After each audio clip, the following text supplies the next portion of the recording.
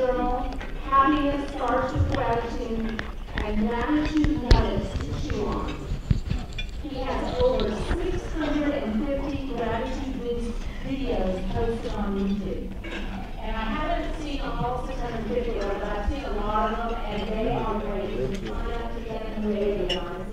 Recommended highly.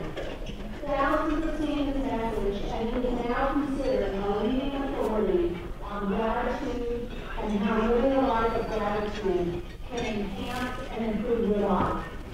I found him while I was Googling on June 21st, 2015, and his 2-minute gratitude video that day was entitled, "Tomorrow Isn't Promised to Anyone."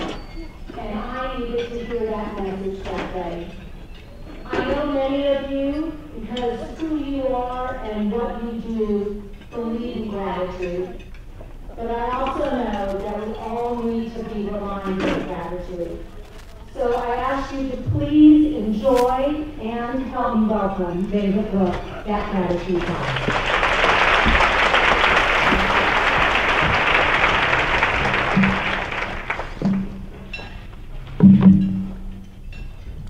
Is this working? Test. Now I'll use this one. Hello. Test. Test. Andrew.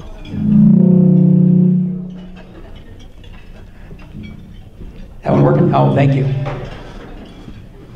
I don't normally speak when people are wrapping up their lunch, so I apologize if you are just digging into your chicken, because I have a very active talk that involves you folks as well as me. So I'll apologize ahead of time. By show of hands, how many folks here have suffered a significant personal loss in your life? About 80–90%. I am fortunate enough to go to high schools where the average age is 17 to 18, and into nursing homes where the average age is 80 to 90, maybe 95. As you'd expect in the nursing homes, everybody raises their hands. But what really shocked me is in the high schools, half the kids raise their hands. A significant personal loss by the time they were 18. I'd like to very briefly tell you about my significant personal loss. September 29th, 1998, it was a Tuesday. I woke up and I looked in bed. Next thing you know, my wife was not there. But that's funny. I wonder where Dana is. Just then, Connor, my 4-year-old, comes running in. "Where's Mommy?" "I don't know. Let's find her." We walk down the hall. We look at a couple of rooms. Kyle, my 14-year-old, comes in. "Where's Mom?" We go, "We don't know. We're looking for her." We look in a couple other rooms, and then we walk down to the end of the hall, and we look downstairs, and here's Dana in front of the washer and dryer, all curled over, crunched over. It didn't look good. So we go running down there. I turn her over. There's all this stuff coming out of her mouth. Connor starts crying. "What's wrong with Mommy?" "I don't know." I start doing chest compressions, mouth to mouth. Kyle, I said, "Go get the police, go get the fire." And within a matter of 4 or 5 minutes, we probably had 20, maybe 30 people in our house working on Dana. They had her out on the floor, wires, tubes, those electronic paddles. And for those of you that have gone through something like this, one of the things that you'll notice is that time loses all measure. It doesn't make any sense at all. This little fire person comes walking over to me. She goes, "Mr. Brooke, we've been working on your wife for 90 minutes. We still don't have a heartbeat. Do you want us to continue?" I remember thinking, this brain up here, this little CPU we have, goes into shock. It can't really compute anything, but it did manage to compute time. And I thought, 90 minutes. And I looked at the fire person and I said, "No, you can stop." And she was dead. And she was 38 years old. And what made it such a challenge for me is that was not the only significant personal loss that I had had in my life. My father, I'm from Seattle, my father is a very successful attorney. He decided to end his life with a shotgun. My mother died of cancer. 2 of my best buddies, the night I graduated from high school, crashed and burned in a car. And it went on and on and on and on. I can name 25 people I've lost in my life just like that. And I thought, you know what? This isn't going to work really well for me. I'm going to have to figure out some way to get on in this life and some way to cope. So as I thought about things, I thought, well, I think it kind of depends on how you look at things. You've got to decide how you're going to look at things. So here's the first one. I want everybody to stand up, please. I apologize in advance, as I said. And I want you to take your right arm, and I want you to extend it really high. I know you're thinking, I just was eating chicken, Dave. And start turning in a clockwise manner. Now, there's no clocks here, and you can just imagine in the high schools, they have no idea what clockwise is. So I have to show them the watch. Do it in the clockwise manner. Now, just start bringing it slowly down. Keep it going clockwise. Down to your eyes, your nose, chin, chest, waist. Now what direction is it going? Anybody? What is it? Who said counterclockwise right there? Can you come up front, please? Okay, the rest of you can sit down. Yeah, you get a book. There's always a couple of people in the back going like this, like, what just happened? I have these for, you get a book, that's all. I just have a louder voice. No, I like your voice. You'd be surprised. Which way is it going now? And they just like all look at me. I have a couple of fraternity brothers that come to see my talks occasionally, and one of them comes and he says, you know, I saw your little talk, and frankly, I wasn't that impressed. And he goes, well, how does this work? I said, well, if you're so like unimpressed, why do you have to ask me how this works? But it does come back to how you look at things. And how you look at things depends a lot about going left, right, up, down, happy, sad, red, black, whatever it might be. Well, what I'll mention to you is I had to get something that was going to help me cope. And what it was for me was gratitude.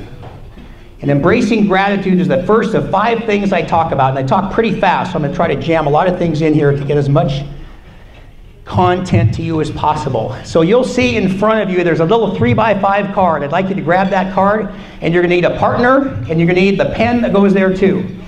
So you're going to need to pick a partner. If you have to slide over a chair or two, that's okay. And it says the Brooker That Gratitude Guide, and it's the little card, and there should be a pen at every desk, and if you've got to change tables, it's got to be 2 people. It can't be 3.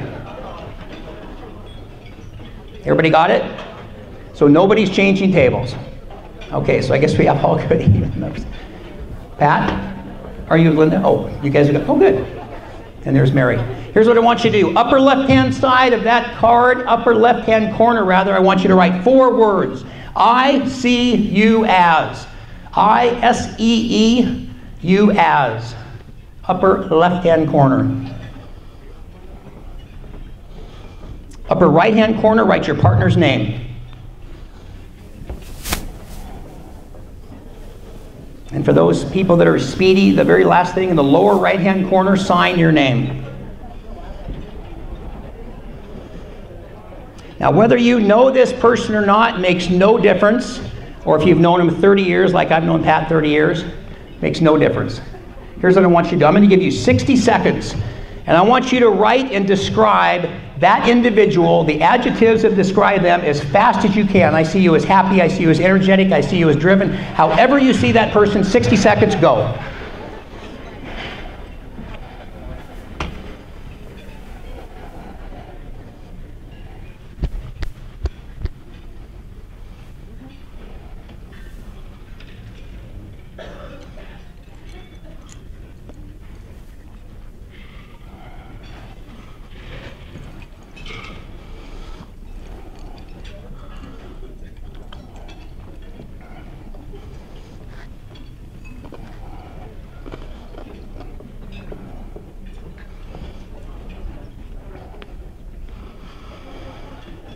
About 20 seconds left.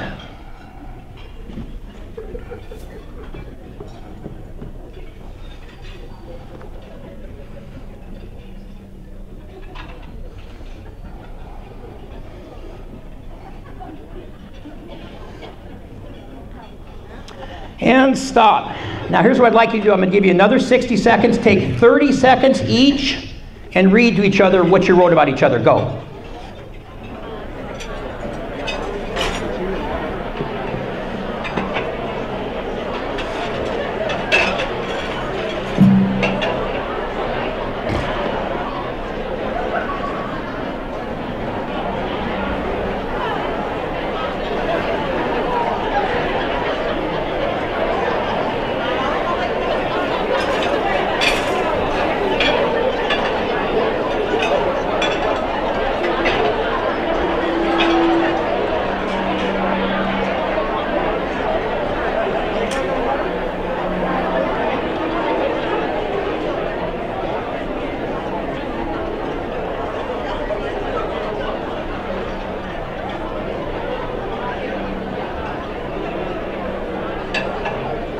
Okay, and stop. So now, exchange cards, so you have the card that was written about you. And even though that person just read that to you aloud, I'd like you to just silently read what they just read to you. Those things that describe you. And as you read those, by show of hands, how many people here might hold on to that card? Thank you. It's been fantastic being here. I'll see you later next time, next year. Just kidding. So every so often somebody doesn't raise their hand. I go, what's wrong with you? And they look, oh God, the speaker's picking on me. I don't understand why we view ourselves so harshly as opposed to how other people view us. I don't understand why we say things to ourselves we'd never say to a friend. There's a long time ago I took a word, L-O-S-E-R, out of my vocabulary because I didn't think it was a very good word, and I'd call myself that all the time, but I would never say that to a friend. So when you see how somebody else views you, I can hear some of it, especially when I do workshops, I can walk around the tables. I see you as dynamic, energetic, happy, inspiring, all those different kinds of things. That's what gratitude will do for you. That's a 1-minute exercise that'll tell you what embracing gratitude will do for you. Because what gratitude does every single day is helps you focus on what you have versus what you don't have. Point number one. Point number two is, it takes as long as it takes. You cannot ever, ever, ever, ever give up. Winston Churchill. A lot of people tell me, why do you mention your age? 65 years old.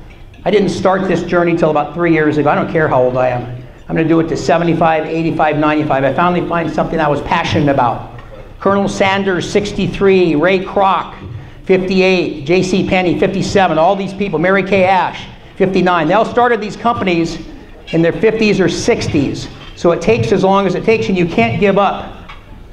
Connor was 4 years old, as I mentioned, when Dana died. He had a heck of a time. I had to hold him back in kindergarten. I had to hold him back in first grade. And he struggled. And then what he even struggled with more was baseball. He couldn't play baseball. And he was so upset. He'd never play. He kept going out. And I was a good parent. Dana died. I was coming to all the practices, everything. And he kept showing up all the time, but he could never play. Heartbreaking. Finally, we get to May 12th, 1995. He's 11 years old. And here is our 2005, excuse me, 11 years old. And they're playing a game, and he never plays. And there's a guy in second and third. The seventh inning, bottom of the seventh, there's 2 out, and there's no players left. So the coach goes, is there anybody left in the dugout? And he goes, well, Connor's down there. So here comes Connor. He comes swinging his bat like he's Babe Ruth. He's never had a hit in his life. And then he did something which is highly unusual. He looks up in the stands and he goes, Dad, I'm up! Kids never talk to their parents when they're in the games, but they want you there. But he gets up to the plate, ball 1, strike 1, ball 2, full count. Next pitch comes in, he just rips it down the third base line, goes into left field. The guy from third comes in and scores. The guy from second comes around third, comes to home. Here's the ball, the catcher, the guy, they catch it, they crash together, and the ball pops out. And here's Connor standing out on second base. Dad, I got a hit. And they won 8-7.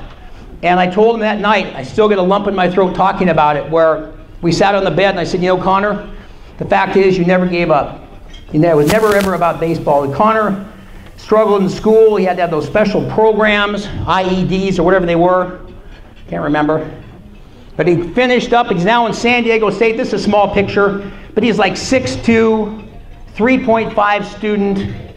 And best of all, when he graduated from the high school in Seattle, he was a leadoff hitter on the baseball team.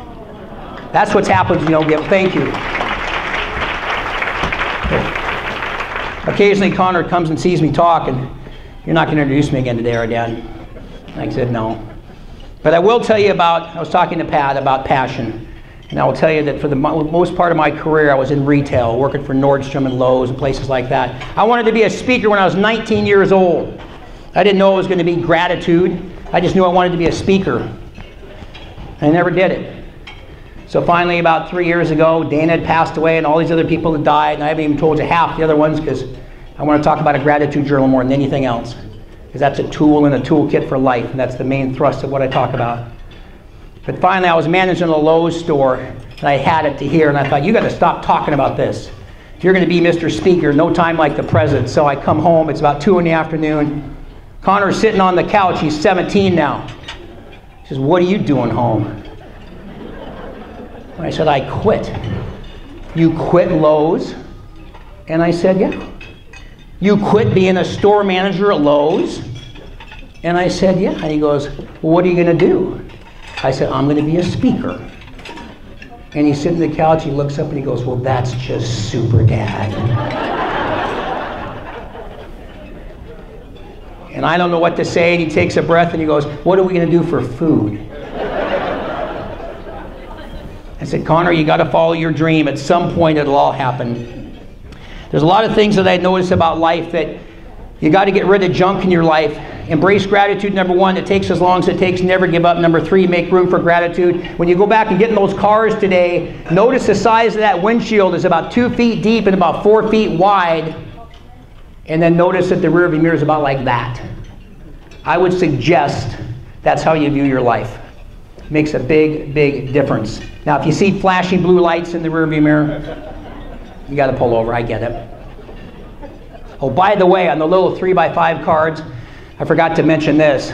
I love that exercise because it tells you how somebody else views you. And again, I don't understand why we view ourselves so harshly. I did try it in the high schools. It didn't work too well, though, because kid shows me the card and goes, I see you as an idiot.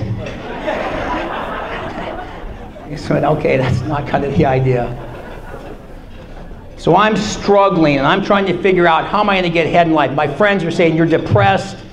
You're dealing with all these things in your life, and you're trying the best to be a good dad. And this buddy of mine says, you need to get a gratitude journal. Now, how many people here have heard of a gratitude journal? Wow, that's pretty impressive. I had not heard of one. So I got one from Amazon, started to write it, and I started to notice different things happening. And then I did my own, the Brooker's Daily Gratitude Journal. And there's a little saying at the very top here. It says, if you think about it, it's like a dream. If you talk about it, it inspires you. But if you write about it, it empowers you. I'll be sitting in the Starbucks writing in my gratitude journal. People walk by, and what's that instrument that guy's holding in his hand? It looks like a pen. It makes such a huge difference to write in this. I write in this every single day. It absolutely changed my life. And I'll tell you very briefly the format, because those cards you have, you're going to write something else on the back of them in just a second. The way this is set up is the day and the date. Then there's your daily number, which is the number kind of describes how you're doing today. 10 is the best day of your life. 1 is the worst day of your life, so whatever that number might be. And then you write what you're grateful for on the left-hand side. And then on the right-hand side, you write what you're going to be grateful for, otherwise known as your gratitude intentions. The subconscious mind up here in the prefrontal cortex cannot distinguish between what you think is going to happen and what actually happens. I've written more and more. I'm grateful to speak to hundreds of people, to thousands of people. I spoke to 3,000 soldiers about a month ago at Joint Base Lewis McChord, and now I'm going to be going around to military bases all around the country. It used to be I could speak to 100 people, and I thought it was the greatest thing. How you intend that to happen will make such a huge difference. So here's what I'd like to do. Take that card that you had and flip it over, please. And in the upper left-hand corner, I want you to give yourself your daily number at this very moment. And again, 10 is the best day of your life. This is this very second. This is just how you're feeling overall. 10 is the best, 1 is the worst. It could be a half, it could be 5.5, it could be 7.5, it could be 9.5, whatever it might be. But whatever that number is at this very moment, put that in the upper left-hand corner and put a circle around it.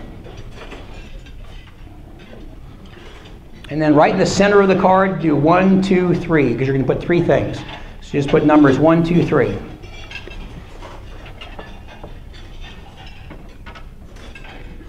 Okay, number 1, and do not share this with anybody, by the way. And the other exercise, I don't care if you're talking to somebody else. This is just for you, yourself, and I, the 3 of you. I don't want to be sharing this thing, because what if you're having a bad day? It's nobody's business.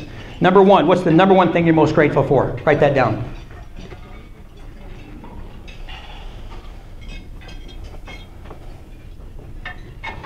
And for those of you that are speedy, number 2 is the second thing you're most grateful for.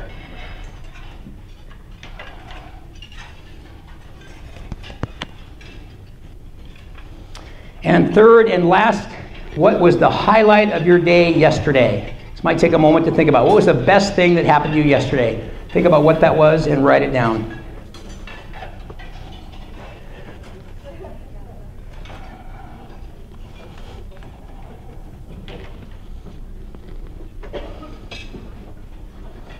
So I always try to gauge how fast people are going with their bigger audiences, so hopefully most people have it.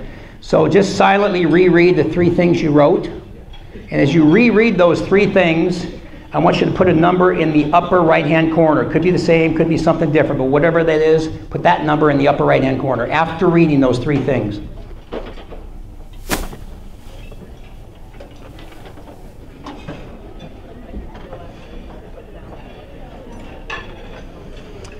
Okay, so you got a number in the upper left-hand corner and the upper right-hand corner. How many people's numbers stayed the same from left to right? Okay? How many people's number went up? Once again, it's thrilling to be here. I did that to the Army. Nobody laughed. I thought it was a funny line. But that's half the room. Another example. That's a 60-second example of what writing in a gratitude journal will do for you. Now, whether you're at South Texas Money Management or you're at Ronald McDonald House or you're doing any number of things, this thing we have in life is stressful. As I said, I talk to these high school kids and I tell them, this is life. It goes up and down like this. This is a lot of fun. This isn't fun. When you're here, you want to be here again. But down here is where the lessons are learned. We never learn lessons when everything's going great. Everybody's your friend. You learn your lesson when the going gets tough. And you see if you get going and any of your friends might happen to help you. So I will tell you, I don't always bring this up, but I'm going to say this real briefly today because this has become very meaningful for me. In the time that I will have spoken today, another soldier will have committed suicide in our country. 22 soldiers commit suicide every single day. And that's why I'm blessed to be able to go down there and talk to them. Well, I will tell you, when you understand the power of gratitude and getting a gratitude journal and recording your blessings and your abundance versus your scarcity, it'll change your life in ways you can't even imagine. My mother did die of cancer, but she was manic depressive. And she did one of the worst things I think you can ever do to a person. She would call me in my teens and 20s, and she'd take a little bottle of pills, and she'd go like this on the phone. She said, I have a bottle of sleeping pills here, and if you don't come over and see me, I will kill myself within the next hour. And I have 3 brothers and a sister. I kind of was the head of the family, even though I was second born. So I had no choice. So I'd go over and see her and everything, and it's like, God, I'd sit in the bed. What am I supposed to do? And then she dies of cancer. But I got that from her. Well, I'll be doggone if I'm going to take a pill. With all due respect to antidepressants, everything else, I understand there's a place for them. But Dana died of an overdose of Vicodin and Oxycontin. That's how she passed away at 38. So I thought, well, I'm going to take care of myself, and I'm going to hang around good people. I'm going to run every day. I'm going to drink water. I'm going to take my vitamin pills. I'm going to write my gratitude journal. I'm going to do all these things. And even still, some days it doesn't work. So I woke up about a year ago and I was a 1. Now you guys just got a sense of that number just by doing that little brief exercise. I thought, wow, I guess you better practice what you preach. So I grab my gratitude journal. I go down to a Starbucks and I write in it. And that bumps me up to about a 4 or 5. I'm a little better, but I'm usually at 8, 9, or 10. Then I have a talk to do that day. I drive up to Burlington to do a talk, about 250 people at the Chamber of Commerce. And I'm done, and this lady comes up and she's crying. She says, can I give you a hug? Of course, I wanted to go, I'm single, of course I'll take a hug. But I didn't. I just said yes. And they're lined up to buy the books. It's just thrilling. It's thrilling to make a difference. And she said, you just changed my life. I said, what happened? Well, that story you told about this, my husband this, my son, addicted, heroin, suicide, whatever. Can I get a couple of journals as an example? I walked out to the car, and I looked in the rearview mirror and I went, wow. I'd gone from a 2 to a 4 to a 5 to a 9.5. And I didn't snort some powder.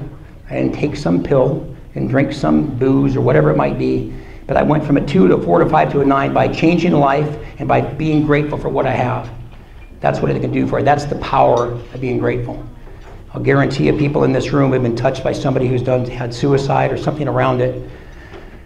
I have my own gratitude journal. These last about 3 months, and people will come up and, is this your journal right here? I go, yeah. Can I look at it? Sure. And they look at it, and they go, wow, you're writing this every day. I go, have you been like listening for like the last half hour? I mean, if it makes me feel better, wouldn't you want to listen every day? But I think what's interesting to me is that I was talking to Pat about this. In fact, I told Pat, I thought about Pat that runs Ronald McDonald House. It's really cool when you can find something you're passionate about. I think the number one thing you got to do is find yourself. The most important relationship you'll ever have in your entire life is the one you have with yourself. A lot of people have a real tough relationship with themselves. That's why they tell you about their cars they buy and all these other things, which I want to go, are you trying to impress you or me? I don't understand. But when you get that relationship down, and then you find out what you're passionate about, chances are you'll find out what your purpose is. And I think most people, I was talking to Jeannie when I met her this morning about, I don't know if we'll have the time, and I said, I want to know what was the impetus, what got you going with STMM? Fascinates me. Why do people decide one day I'm going to do this, I'm going to do that? How do they get their passion? I've got all these friends, I've got 10 times more dough than I do, but nobody gets to have the pleasure that I get to change lives. But I do think it's important to find out about yourself and how you view yourself. And I know that, again, I was talking to these buddies of mine, I was giving this example. Here's a $20 bill. Andrew Jackson. Now, if I just come over and give you a $20 bill, how many people want this $20 bill? I was like the ones that don't raise your hands, like whatever. No, it's real. And they're going, you've made us raise our hands 3 times now, okay? But it's a $20 bill, so I'll just take for granted you all want it. So if I take this, and I do it like that, now how many people want it? Same thing, thank you for participating. If I do this, and I stomp on it, now how many people want it? It's getting better every round. You guys are great. Well, lastly, if I look at Andrew Jackson, I go, let me tell you something, Andrew, you're a piece of crap. You're worthless. And I don't even understand why you're on this earth. You know what Andrew Jackson says? Well, I don't give a damn, Mr. Speaker guy. I'm still worth 20 bucks. So my question is, why will you let somebody crush you, crumple you, or devalue you from 20 to 10 to 15 to 5 to, in some cases, 0, when Andrew Jackson doesn't seem to have any trouble staying at 20 bucks? Happens all the time. I see people that let other people make them less than they're worth. That's why that relationship with yourself is so important. When you get the passion and you understand what it is, it took me 45 years to understand what that passion was. I was having lunch with a guy about 6 months ago, and he writes out a check. We're sitting there at this restaurant in Seattle. David Brook, $1 million, Michael Hartzell. And he hands it to me. He goes, I can make this good. Would you cash it?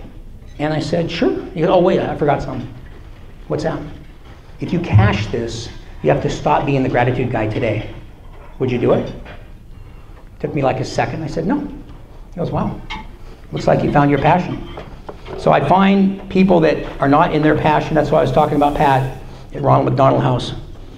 It takes a long time for some people to find. It took me 40 years. I was running all those stores, doing all that kind of thing, and I'll tell you, it has a short-term benefit. You make money. I got the kids off to college after Dana died, all these other things, but in the long run, I wanted to do something on this earth that was going to have an impact before I leave, because one heck of a lot of people have left me in this earth. I always like to recite embracing gratitude. It takes as long as it takes. Never give up. Absolutely clear out your brain. Don't let junk get in there. Get a gratitude journal. Find yourself. Find your passion. Find your purpose. Sharing gratitude. There is nothing better than sharing. Now, how many people here, since I've been talking, have been on their smartphones? 1 honest person, 2 honest persons, 3, 4, 5. I got like 6 honest people here. And then, of course, I do this, and they come in. I was making notes. Seriously, it was on my note thing. I went, don't make fun of me in front of the group, okay? Please. So everybody take out your smartphones. If you don't have a smartphone with you, that's okay. My little timer ready again. Sharing gratitude. It's nothing like, there's nothing better than getting to express the excitement and the feelings that you have for things with other people. It makes it 110, 1,000 times better, whatever. This is called the 4 T's in the letter T. Text, tweet, telephone, or tell. I'm going to give you 60 seconds to text, tweet, telephone, or tell somebody in your world how grateful you are to have them. Go.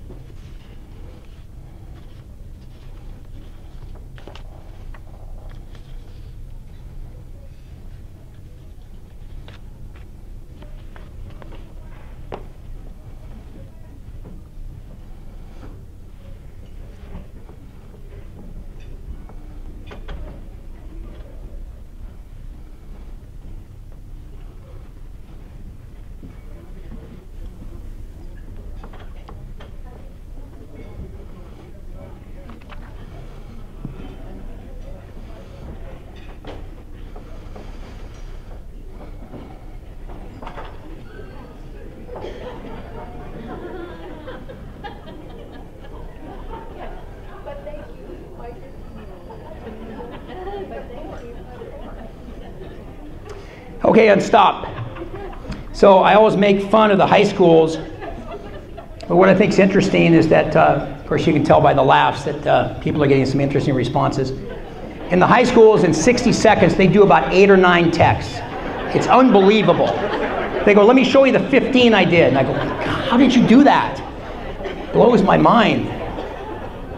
But I will tell you, this is great, and when I do have my books to sell, and I'd love to talk to anybody in the back after I'm finished about gratitude or books or gratitude journal or what have you. But I will tell you, you notice most people text. That's kind of the world we're in now. I was doing a high school, it was high school people, but it was in a high school. And right about where this young lady is right here is about, I could see this lady because I could hear her. And so she's got her phone. She's actually using it as a phone, and I could hear what she was saying. She goes, honey, I'm so grateful for you, and I'm assuming it's her husband. I'm so grateful for you, and I just thank you. I appreciate you, and there's just so many things. I don't know, some speaker just told me to call you and tell you.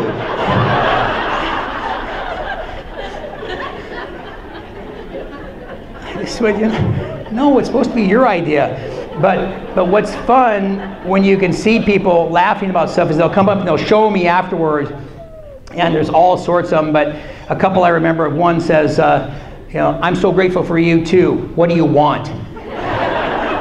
Which of course I was like, sad. I can't just be grateful for you. Or there was one recently where it was, are you sure you sent this to the right person?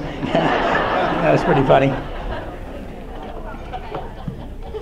So a lot of people talk to me that, I was saying this to, I think it was Josie, or maybe it was Sherry, but a lot of people will come up and talk to me and they'll tell me stories afterwards, and depending on the size of the group, I do a lot of really, really large groups. I always like to talk to people and hear their stories, and this is what happened to me and so forth. And so there's a couple of things I have. As I mentioned, I've got gratitude journals, but there's also a sign-up sheet there that gives you the 2-minute gratitude video. I send it out every Monday morning. And the one that went out yesterday was called, Why Are So Many People Unhappy? But also on the business card, which is on there, there's a QR code. You can zap that. That'll take you right to my website, and you can sign up there. So, but again, I love to hear the stories because a lot of people are just really struggling. And sometimes just having somebody listen to them makes such a big difference. Sharing gratitude. I had these fraternity brothers I talked about. So we're going to go skydiving one day. So I make the reservations because I'm the leader of the group. And I make it for Saturday for 10 of us. And then like on Monday or Tuesday, a couple of them back out. And then like Wednesday, I get a couple of calls, and I hear this. Oh, let me guess, you're sick. No, seriously, I wanted to go. I really wanted to skydive, but I have a sore throat. That's fine. So Saturday comes, it's 10 o'clock. I walk up to the counter and he goes, can I help you? I go, well, hi. Brooke, party of 10? And he like looks on either side of me and he goes, so like, where are all your friends? I said, I don't have any friends. And so I went by myself. I just went by myself. And even though I don't use PowerPoint, when I do churches, I'll do a few pictures. I get those big screens. And I show me skydiving all by myself. I got them all scared, like I'm going to die and everything. But the worst part was after I was done, the instructor goes, hey, good job. I said, thanks. Walked to my car by myself. That was sure fun. Nobody to talk to. And I just got in my car and drove away. That was it. Nobody to share it with. So I will tell you this, I'm very, very passionate about gratitude. And I will tell you, and this is always hard for me to say, and now that Connor and Kyle are 21 and 31 and doing very well, that gratitude and embracing gratitude, and preferably a gratitude journal. Now, if you want to buy one of mine, great, but if you just want to get a spiral, I don't care. It takes 5 minutes every single day. There's something about writing that makes such a big difference. It can change your life. It can transform your life. I truly, truly, truly feel it saved my life. I don't think I'd be here today if it wasn't for understanding how I focus on what I have in my life versus what I don't have. And it can change and save and help yours as well. Thanks a lot.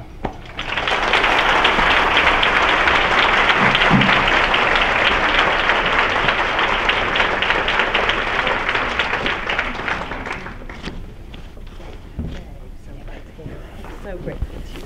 Thank you. And I've got something I want to give you. Oh, thank you. Thank you so much. Thank you. Appreciate that inspiring message. And we have learned that one of your passions is helping veterans to rediscover the gratitude in their lives. And so we want to give you a donation that was made to the Wounded Warrior Project in your honor. Fantastic. Thank you. Thank you. Can I hug you? Can I hug you? Please. Thanks, Jeannie.